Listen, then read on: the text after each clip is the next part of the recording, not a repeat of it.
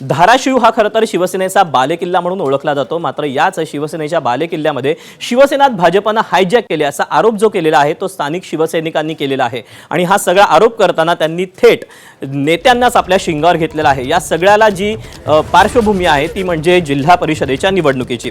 धाराशिवमध्ये भाजप आमदार राणा जगजित सिंग यांचा मुलगा मल्हार पाटलानं शिवसेनेचे एबी फॉर्म वाटल्याचा धक्कादायक आरोप होतोय, त्यामुळे स्थानिक शिवसैनिकांमध्ये संतापाची लाट उसळली। धाराशिवमध्ये संपर्क प्रमुख राजन साळवींनी भाजप आमदार राणा जगजित सिंग पाटलांची गुप्त अंतर्गत बैठका केल्याचा संशय कार्यकर्त्यांनी व्यक्त केला आणि त्यातून हा प्रकार झाल्याचा आरोप शिवसैनिकांनी केलाय।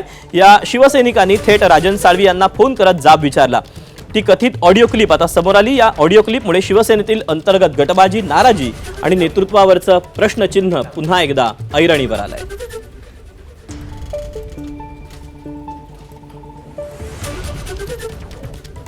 तेव्हा आता जिल्हा परिषदेच्या खरं तर निवडणुका या भरात आलेल्या आहेत आणि या सगळ्या पार्श्वभूमीवर जो शिवसेनेचा बालेकिल्ला ओळखला जातो त्याच बालेकिल्ल्यामध्ये अंतर्गत गटबाजीनं सध्या शिवसेनेला ग्रासून टाकलंय।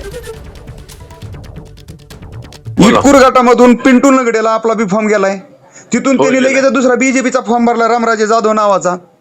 म्हणजे मला काय म्हणायचंय, मग तिथं 2 फॉर्म द्यायला काय अडचण आहे तुम्हाला शिवसेनेचे? आपले फॉर्म राणा पाटलाच्या पोराच्या हातात जातात का ह्यासाठी साहेब?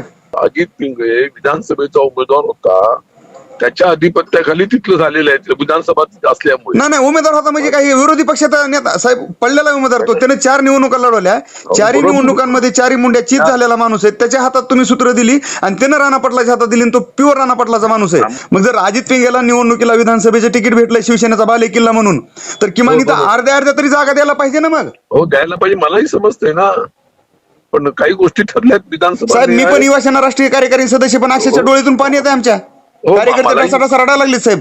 हो मला जीव जाळला, आम्ही लोक गद्दार म्हणून अंगावर येतो, लोकांच्या अंगावर जाऊन आम्ही कामं केली सुरुवातीपासून। जर अशा निवडणुकीच्या वेळेस जर आमची वातावरण होत असेल तर साहेब पक्षामध्ये लोकशाही राहिलेली नाही, हुकुमशाही चालू झाली आणि हुकुमशाही राणा पाटलाच्या मेसेज गेला, राणा पाटलाच्या बळाला तुम्ही बळी पडलात साहेब।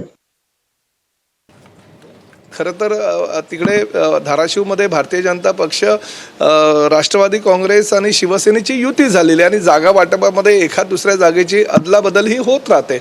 आमचे नेते त्या भूम परांडेचे आणि आमदार असलेले तानाजी सावंत यांच्या वाट्याला 13 जागा आल्या होत्या आणि 26 जागा ह्या पंचायत समितीच्या होत्या। ते सगळे एबी फॉर्म तानाजी सावंत यांच्याकडे दिले होते आणि बाकीचे जे एबी फॉर्म होते राजन साळवी यांनी निश्चित केलेल्या उमेदवारांना वाटलेत आणि हे सर्व जे गोष्टी ज्या घडलेल्या आहेत त्या एकनाथ शिंदे साहेब आणि पालकमंत्री म्हणून माझ्या माध्यमातून राजन साळवीने केलेले, त्यामुळे राजन साळवींवर असा जर आरोप कोणी करत असेल तर ते चुकीचं आहे।